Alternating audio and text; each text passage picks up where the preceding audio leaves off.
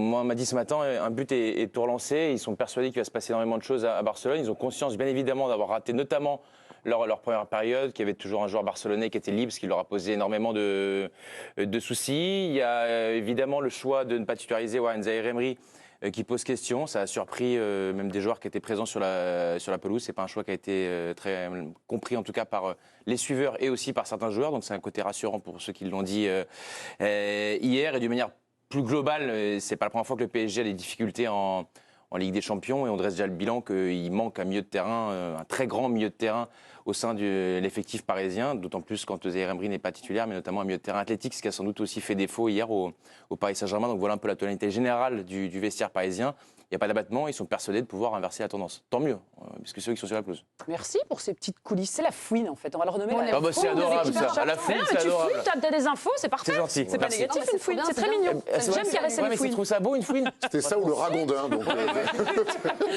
Bref, si du côté du vestiaire, on ne s'alarme pas, mais peut-être qu'ici, en plateau, ça va être le cas. Je vous pose la question. Est-ce une défaite alarmante pour le PSG? Pierre Boubi, tiens.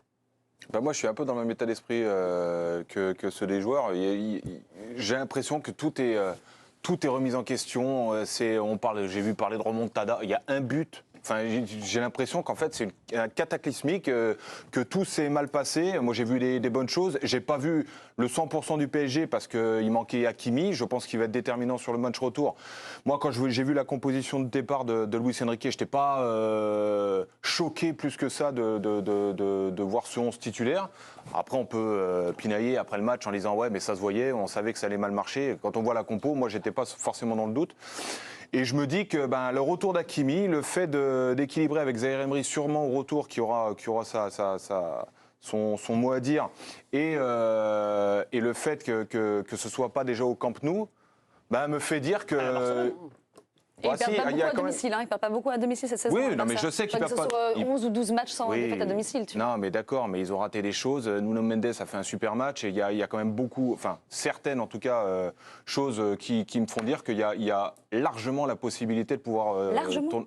Non mais arrêtez, on dirait qu'ils n'ont pas pris 4-0. Mais ils ont pris 3-2. Mais ils perdent d'un but, s'ils marquent, tout est remis en question. Donc en fait, ils ne sont pas capables de marquer. Allez, vas-y, c'est trop chaud. Et alors? Vas-y, ils ont fait 2 fois 15 minutes. Non, donne-moi tes satisfactions, sincèrement sur le match. Tu as dit Nuno Mendes, quoi d'autre? Nuno Mendes. Et Nuno Mendes. Non, mais c'est vrai. Nuno et Mendes. Nuno Mendes. Dembélé, il n'a pas fait un bon match? Ça va, mais c'est pas transcendant. Oui, mais en fait, vous attendez tout le temps qu'ils aient 90% de possession et qu'il y ait 4-0 pour le PSG chaque fois. Mais c'est ça du foot. C'est du foot. Tu tombes contre une bonne équipe. C'est le Barça, on sait qu'ils étaient... Tu sais ce qui s'est passé? Le but de l'égalisation du Barça arrive dans un temps fort du PSG. D'accord. Mais non, mais ça veut tout dire. C'est-à-dire qu'ils ne sont pas capables de capitaliser sur les temps faibles. Non, en tout cas, de ne pas encaisser dans les temps faibles et de ne pas capitaliser au maximum dans les temps forts. Hier, moi, je trouve qu'ils n'ont pas été capables de le faire. Il y a une première partie, première mi-temps qui est très bonne. Puis après, pour moi, ils se font surdominer. La première mi-temps, elle est vraiment mauvaise. Ensuite, il y a des petits ajustements en seconde mi-temps, très bien, qui sont payants, parce qu'il y a le 2-1. Rien n'est payant. Mais si, en fait, c'est pas les ajustements qui fait que c'est payant. Mais moi, tu sais ça, c'est pas vrai. Mais non, mais si, il y a quand même... Mais non. T'as des mecs aussi qui sont piqués dans leur orgueil, qui ont envie de faire des choses et qui reviennent... Qui sont replacés, t'as quand même 4 changements. Parce que Lucas Hernandez à droite, ça change la physionomie du match. Mais ça apporte quelque chose. Ça apporte que dalle. C'est différent. C'est Asensio qui descend, c'est différent. C'est pas vrai, Pierre, tu peux pas dire ça. Mais non, c'est pas les changements qui font la diff. Je suis désolée, les individualités étaient beaucoup plus fortes. Moi, je trouvais, en tout cas, j'étais au parc, moi, j'ai trouvé que individuellement, sincèrement, les individualités étaient plus forte, en tout cas du côté Barça, que du côté du PSG. Mais je ne dis pas qu'individuellement, l'équipe du PSG était meilleure que celle du Barça. Ce que je te dis, c'est que, évidemment, que ce n'est pas alarmant, parce que déjà, ce ne sera pas du tout la même équipe qui va jouer au Barça. Ça, tu es d'accord avec moi, quand même? Il y a Hakimi qui va revenir. Ça, je suis d'accord avec toi. Eux, ils ont quelques retours aussi. Aussi. Ouais, mais, au passage. Oui, mais bon, tu perds. Mais Pedri, par exemple, il a commencé sur le banc, on voit que quand il est sur la pelouse, bon bah... T'as Christensen qui est blessé aussi, t'as des joueurs qui sont capables de marquer sur les coups de pied arrêtés qui ne seront pas là aussi. D'accord? On est d'accord avec ça. Moi, je trouve... Et je ne pensais pas, franchement, le fait qu'Hakimi ne soit pas là, pour moi, ça déstabilise quasiment l'intégralité de l'équipe. Quand ce sont les absents qui ont raison, c'est jamais très bon signe. Moi, je suis... excuse, mais bon, si tu pourrais aussi... Mais non, mais je suis d'accord. Hakimi, c'est un excellent joueur, je l'adore. Depuis qu'il est revenu de la CAN, on ne peut pas dire qu'il soit monstrueux. Donc si maintenant, le PSG repose sur le Hakimi, c'est embêtant. Vous m'avez fait la chanson. Depuis le début de l'année, le meilleur côté, le côté le plus fort du PSG, c'est Hakimi, Warren Zaïre-Emery, Dembélé. Si on parle de chanson, Pierre, il y a une chanson, moi, que je répète depuis le début de la saison, c'est que chaque fois qu'il y a une bonne équipe, le PSG PSG perd. Donc moi, je veux bien qu'on se rassure et qu'on s'y flotte dans la nuit en disant ça va bien se passer. Sauf que Milan, t'as paumé, Newcastle, t'as paumé, Barcelone, tu paumes. Donc moi, je veux bien qu'on soit très confiant.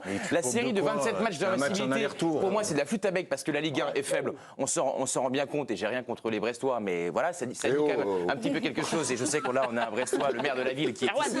Je dis également que ce qui m'inquiète, c'est que Mbappé, il en est à 6 matchs qui est catastrophique. Donc peut-être qu'un jour il va revenir, mais en attendant, il est toujours aussi mauvais. Que Beraldo, avec lequel s'entête notre ami Luis Enrique, manifestement, il n'a pas encore tout à fait le niveau, mais il le met à tous les matchs.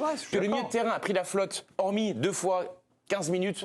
Hormis une demi-heure sur 90, et que ça arrive à tous les matchs. Le fait d'avoir Hakimi, si tu as Marquinhos qui se ressent dans l'axe, Beraldo, à mon avis, ne va pas jouer. Je pense que si tu as Lucas Hernandez, Marquinhos, Hakimi et Nuno Mendes, je pense que tu as une dépense. Ben non, c'est juste un joueur. J'ai quand même l'impression. La Sociedad, Lucas Hernandez était remplaçant Beraldo titulaire. J'ai l'impression qu'on est beaucoup sur des spéculations d'absence. Et ça se tient quand il y a des absents, il faut aussi en parler. Mais on est beaucoup dans le si. Il y a quand même eu 90 minutes avec une équipe. Et moi, je trouve que oui, le résultat est alarmant. Alarmant, ça ne veut pas dire que c'est insurmontable au retour. Là, je te rejoins. Mais par contre, hier, ce qui se passe, c'est alarmant. La prestation d'Mbappé, c'est alarmant. Le résultat, il est alarmant quand tu perds 3-2. Quand tu perds 3-2 à domicile, oui. Merci, Erwan. Merci beaucoup. Quand tu perds 3-2 à domicile en match aller d'un quart de finale, oui, c'est alarmant. Mais alarmant, ça veut dire que peut-être tu auras une autre prise de conscience, que peut-être qu'ils vont aborder ce match-là avec un autre état d'esprit, le match retour, avec peut-être un couteau entre. Il y a grand danger. Exactement. Grand danger avec un but de retard. Bah oui. Attends, mais il jouait jamais au foot. Attends, mais je crois que là, on est vraiment sur la définition d'un mot. Alarmant, ça veut pas dire que c'est infaisable. Par contre, si tu vas, tu peux pas aller non plus.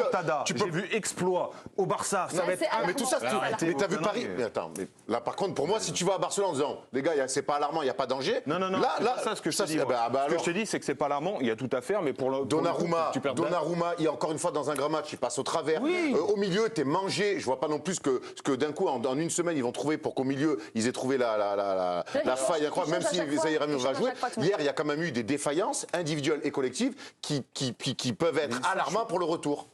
Justement, Luis Enrique, il en a parlé un petit peu de ce côté alarmant. Bertrand, tu nous racontais les coulisses, il n'y a pas trop de doute dans le vestiaire. Pour Luis Enrique, même lui, il va plus loin, il n'y a pas de doute sur une qualification. Écoutez-le au micro de Jérémy Jalingro. Je n'ai aucun doute sur le fait que nous puissions réussir et que nous allons réussir à nous qualifier. C'est mon objectif. S'il y a une équipe qui ne spécule pas et joue aussi bien chez nous qu'en dehors, c'est nous. D'ailleurs, nous n'avons jamais perdu à l'extérieur en championnat. Il reste 6 jours avant ce match et nous dépendons que de nous. Le fait que les buts ne valent pas double à l'extérieur nous avantage et laisse tous les scénarios possibles. Bertrand, tu trouves qu'il y a quand même une telle certitude en lui, c'est pas trop dangereux de l'afficher? Non, mais il est dans son rôle. Enfin, s'il arrivait en nous disant, franchement, j'ai un effectif moyen, là on a pris une danse à domicile, ça m'inquiéterait. Non, mais peut-être qu'il ne pense pas ce qu'il dit, j'en sais rien, parce que je vous le dis, à chaque fois, les entraîneurs passent leur vie à mentir là-dessus. Ils ne disent jamais ce qu'ils pensent. Donc même si, peut-être le pense-t-il, mais même s'il ne le pensait pas, il dirait pas autre chose. Donc. Il est dans son rôle. Moi, en revanche, je suis inquiet de ce qu'il fait. En revanche, ça m'inquiète énormément parce que hier, je pense que le PSG n'a pas une grande équipe. Ça, je le pense depuis le début de la saison, mais je pense qu'hier, il a rendu son équipe plus faible que ce qu'elle est. Parce que, sauf au moment des changements à la mi-temps. Ces changements sont une correction d'une erreur initiale monstrueuse. Le but d'un entraîneur, pour moi, c'est de mettre les meilleurs joueurs dans les meilleures conditions. Et hier, tu en as plusieurs qui ne sont pas mis dans les meilleures dispositions. Et ça, c'est sa responsabilité. C'est bien de vouloir s'adapter, de vouloir inventer des choses. Parfois, il faut aussi avoir l'humilité de ne pas vouloir être la star du match et de simplement mettre les joueurs dans le confort. Tu l'as dit dans l'équipe du soir, ça, non? Oui, mais pas dire les mêmes arguments. Mais par contre, c'est des matchs à l'extérieur. J'ai la même analyse. Quand il parle des matchs à l'extérieur, je suis désolée, en Ligue des Champions cette saison, c'est une victoire à l'extérieur sur 4 matchs. Oui, il parlait de championnat, je crois. Oui, mais c'est ça, mais justement, mais là on est en Ligue des Champions quand même. Enfin, je veux dire, ils vont jouer face à une équipe qui ne perd pas à l'extérieur, qui ne perd pas à domicile en fait depuis 11 matchs ou 12 matchs. Après, moi j'ai quand même envie d'écouter le seul footballeur du plateau qui nous dit non mais attendez, juste un but, c'est pas la fin du monde quoi. Attends, tu m'as pas vu en five. Oui, t'as pas joué peut-être. Enfin, il n'était pas inquiet non plus, le grand footballeur, il n'était pas inquiet non plus avant le match. Non, mais j'étais serein. Franchement, je pense que c'est un match entre deux grandes équipes. Là-dessus. Tu parles de Paris? Je pense pas que ce soit des grandes équipes. Oui, d'accord, tu trouves un autre adjectif, c'est pas grave. Non, mais sérieux. Je pense que Real et City, c'est deux grandes équipes. Là, je pense que c'est deux bonnes équipes, c'est pas des grandes équipes. Pardon, excuse-moi, je me trompais d'adjectif. Ah non, mais on est d'accord là-dessus. Ok. Ce que je te dis, c'est qu'il y a quand même deux effectifs qui sont cohérents pour jouer la Ligue des Champions. Maintenant, J'étais plutôt optimiste parce que je me dis que cette équipe dégage de la sérénité, que ça s'affole pas, que mine de rien, au retour, il y a quand même de l'orgueil parce qu'au retour des vestiaires, et je crois pas une seule minute que le fait d'avoir mis Lucas Hernandez à droite, ça a changé la physionomie du match, mais j'ai trouvé que Barcola va revenir aussi, il a été super intéressant quand il est rentré. Je me dis que et tactiquement, je vais parler un peu technique, mais tactiquement, le fait d'avoir Hakimi fait que tu es obligé de mettre Warren Zaïre-Emery. Parce que c'est un mec qui a une intelligence de jeu et qui compense énormément de choses. Et je me dis qu'avec le côté gauche, avec l'artiste, le cheval, Nuno Mendes, qui court dans tous les sens à 3000 à l'heure, et Hakimi, je pense que tu peux les mettre en difficulté sur le côté de Barcelone. Tu puisses les mettre en difficulté, c'est sûr. Mais est-ce que toi, est-ce que tu ne concéderas plus d'occasion? Est-ce que tu ne prendras pas de but? C'est ça mon problème. Déjà, je pense marquer, moi je suis assez d'accord avec toi. Je pense déjà marquer là-bas. Les problèmes avec la profondeur, à chaque fois que Lewandowski a décroché, je pense qu'on les aura plus avec Hakimi et Nuno Mendes. Moi, c'est mon avis. Après, je pense que Beraldo a été une c'est pas dans la zone d'Hakimi. Une grosse crampe pour le PSG parce qu'il était absolument pas à la hauteur. Et ça, je suis d'accord avec toi. Les choix de Luis Enrique, certains, en tout cas celui-là, n'a pas été bon parce que ça a foutu quasiment 60 minutes du C'est lui qui doit sortir à la mi-temps. C'est lui qui doit sortir à la mi-temps. Mais après, il est avec eux tous les matins. Donc, toi, j'ai envie de me dire, peut-être je vois pas l'intérêt de se tirer une balle dans le pied, de mettre les joueurs qui sont pas bons. Erwan, sur l'info que nous donne Bertrand, est-ce que c'est une bonne chose que les joueurs du PSG s'alarment pas et soient tranquilles pour le match retour? Il y a toujours plusieurs lectures, très dures quand on n'est pas dans un vestiaire, mais moi je pense que j'entends les joueurs entre eux, mais des joueurs, j'essaie d'avoir une autre lecture, des joueurs qui disent qu'ils ne comprennent pas les choix des coachs, ça peut aussi créer et ça, il n'y a pas besoin d'avoir joué au foot à haut niveau, à n'importe quel sport qu'on fait, quand à un moment donné, un coach, dans des matchs aussi importants, on sait que le PSG joue sa saison sur les phases finales de Ligue des Champions, quand sur un match important à domicile, un coach fait des choix et que l'équipe, même les mecs qui sont titulaires se disent « Ah, mais pourquoi il fait ça ?» Ça peut aussi peut-être créer un écart entre ce que le coach pense et ce que les joueurs veulent faire. Bertrand dit souvent à juste titre que le coach doit mettre les joueurs dans les meilleures conditions possibles. Je n'ai pas l'impression que c'est ce que fait Luis Enrique. Donc, tu dis pas ça quand Deschamps met l'autre arrière droit. Ça, je dis pas ça. Koundé, hier, Mbappé l'a rendu bon hier au poste d'arrière droit, ce qui fait une bonne nouvelle. Tu peux en rajouter un autre à côté. Par exemple, Carroro, ils étaient à deux quasiment tout le temps dessus. Ouais, pas systématiquement non plus. Non, mais je trouve que l'analogie, elle est bonne. Sur Luis Enrique, moi j'ai trouvé qu'on s'était beaucoup enflammé autour de lui. Et moi, j'ai toujours été prudent là-dessus parce que le problème, quand tu inventes des choses, par exemple, contre la Sociedad, il fait jouer Dembélé faux numéro 9, on va dire, numéro 10, qu'il a quasiment jamais fait depuis le début de saison. On dit c'est génial. Moi, je dis, je suis pas sûr que ce soit génial parce qu'on a vu régulièrement. Tout le monde l'a dit après le match de la Sociedad, Dembélé il a plutôt été bon. On avait dit c'est super ce qu'a trouvé Luis Enrique. Moi, je dis ça. Mais non, parce qu'au final, quand ça marche, tu dis c'est un génie, et quand ça marche plus, immédiatement t'es sanctionné parce que tu te dis mais pourquoi lui il est pas son poste, pourquoi lui il est pas son poste, pourquoi lui il est pas son poste. Et au final, tu fragilises tes joueurs. Ouais, mais faut pas prendre Luis Enrique alors à ce moment-là parce qu'il a toujours fait ça dans tous les clubs.